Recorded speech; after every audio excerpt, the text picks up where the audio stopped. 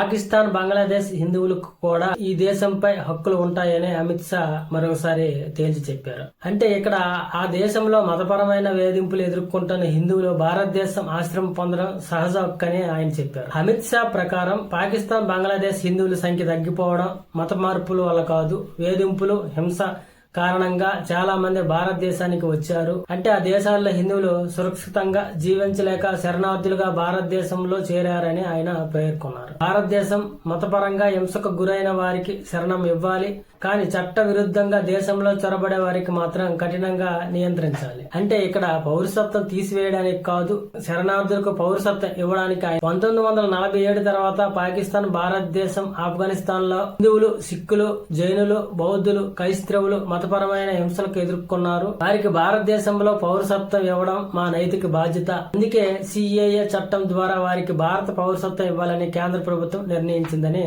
ఆయన ప్రస్తావించారు.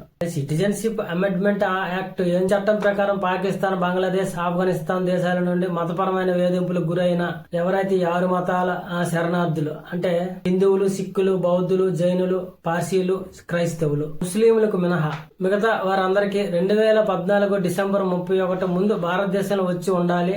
ఆ తేదీకి ముందు ఈ దేశాల నుండి వచ్చిన వారు మాత్రమే ఈ చట్టం కింద పౌరసత్వం పొందగలరు. ఈ చట్టం మతపరమైన వేధింపులకు గురై మైనార్టీల కోసం. పాకిస్తాన్, బంగ్లాదేశ్, ఆఫ్ఘనిస్తాన్ లో ఇవి ఇస్లామిక్ దేశాలు కాబట్టి అక్కడ ముస్లింలు మైనార్టీలు కాదు, అందుకే వారికి చేర్చలేదని ప్రభుత్వం చెబుతుంది. అయితే పౌరసత్వం పొందాలంటే శరణార్థులు భారతదేశంలో 6 సంవత్సరాలు నివసించి ఉంటే వారికి పౌరసత్వం ఇవ్వవచ్చు. శరణార్థులు భారతదేశంలో 6 సంవత్సరాలు నివసించి ఉంటే వారికి పౌరసత్వం ఇవ్వచ్చు. మతపరమైన హింస వల్ల తమ దేశం నుండి విడిచి వచ్చి శరణార్థులుగా భారతదేశంలో సురక్షిత ఆశ్రయం ఇవ్వడం భారతదేశం యొక్క ముఖ్య ఉద్దేశం. కొంతమంది దీన్ని విమర్శిస్తున్నారు. ఈ చట్టం మతం ఆధారంగా పౌరసత్వం ఇవ్వడం వల్ల భారత రాజ్యాంగంలో సమానత్వానికి విరుద్ధమని, ప్రత్యేకించి అస్సాం, ఉత్తర, తూర్పు రాష్ట్రాలలో ప్రజలు భయపడుతున్నారని, అనధికార వలసలు ఎక్కువ అవుతారని, స్థానిక సంస్కృతి మారిపోతుందన్నట్లు చెప్తున్నారు. అయితే దీనికి ప్రభుత్వం ఏం సమాధానం చెప్తుందంటే ఈ చట్టం ఎవరి పౌరసత్వం తీసివేయదు, కేవలం బాధితులకి పౌరసత్వం ఇస్తుంది. ఇది మతపరమైన వేధింపు గురైన మైనార్టీలకు మాత్రమే రక్షణ ఇస్తుంది అన్నట్లు దీనికి ప్రభుత్వం సమాధానం చెప్పింది. ప్రస్తుతానికి ఈ సిఏఏ చట్టం 2019లో ఆమోదం పొందింది, కానీ 2024 మార్చిలో కేంద్రం దీనికి సంబంధించిన రూల్స్ కొన్ని జారీ చేసింది. దాంతో ఇప్పుడు ఈ చట్టం అమల్లోకి వచ్చింది.